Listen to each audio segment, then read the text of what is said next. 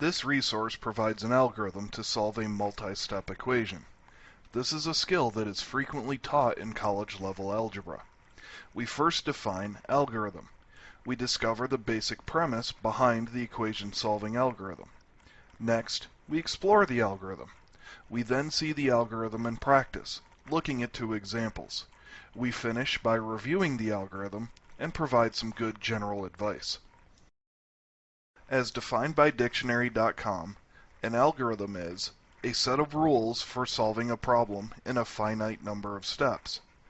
The equation-solving algorithm is an example of something central to much of mathematics. Take a large problem and break it down. Keep breaking it down until it is something that is nearly trivial. In other words, take that scary-looking problem that fills the entire board and change it into a problem that you can handle. How is this achieved? Let's look at the algorithm. Each of the steps of the algorithm are straightforward. First, multiply through any parentheses or other grouping symbols. Remember that minus signs are attached to the number directly after them. Next, you combine any like terms. Variable terms with variable terms, constants with constants.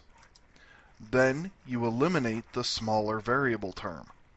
We do this by subtracting that amount from each side of the equal sign. The equal sign is a balance. If you add or subtract something on one side, you must do it to the other side as well. Now we will move all the constants to one side of the equal sign by doing the opposite of the operation we see. So if the constant is being added, you move it to the other side by subtracting, and vice versa. Then you finish by dividing both sides by the coefficient of the variable term, the number in front of the letter. You should note that for the first two steps of the algorithm, we are only rearranging material on one side of the equal. For the third and fourth step, we are moving across the equal sign. Also, some teachers reverse steps 3 and 4. I just like to keep my variable term positive. If we look at this problem, it's a mess. There are x's and numbers all over the place. What we need is some way to turn this into a simple problem we can solve. Oh, that's right. We are looking at just such an algorithm. First, we notice there are no parentheses, so we can ignore the first general step. But if we look at the left side of the equation, we see 3x and 6x. We can combine these like terms. We are left with 9x plus 11 equals 12x minus 13.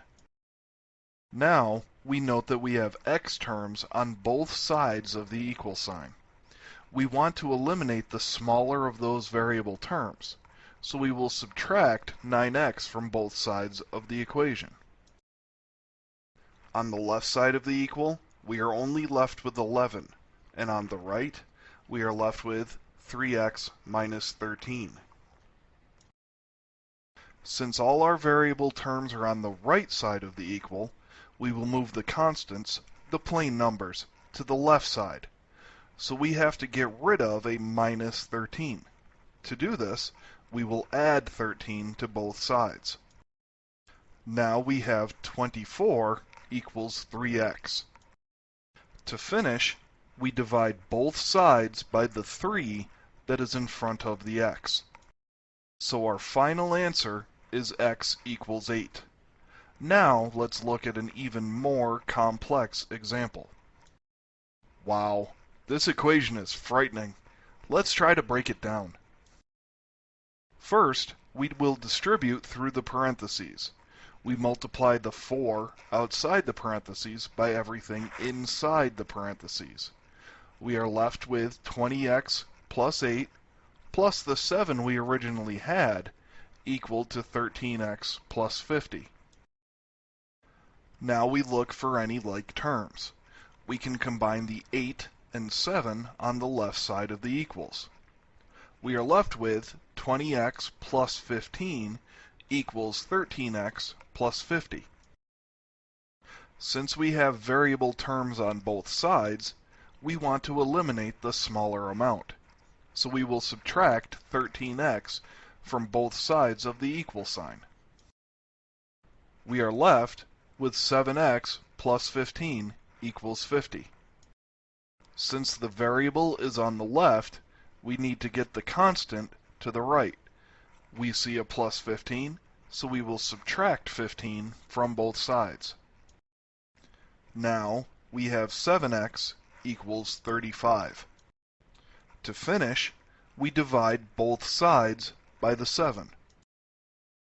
Our final answer is x equals 5. The general technique for solving linear, plain x, equations is to break it down to something simpler. First, distribute through any parentheses or other grouping symbols. Next, look to combine like terms on either side of the equal sign. Now, get all your variables to one side of the equals. Move the constants to the other side. Finish by dividing. And remember, relax. Math is not easy. It takes practice, but you'll get it. With enough practice, your confidence will soar, and you too will be a mathemagician.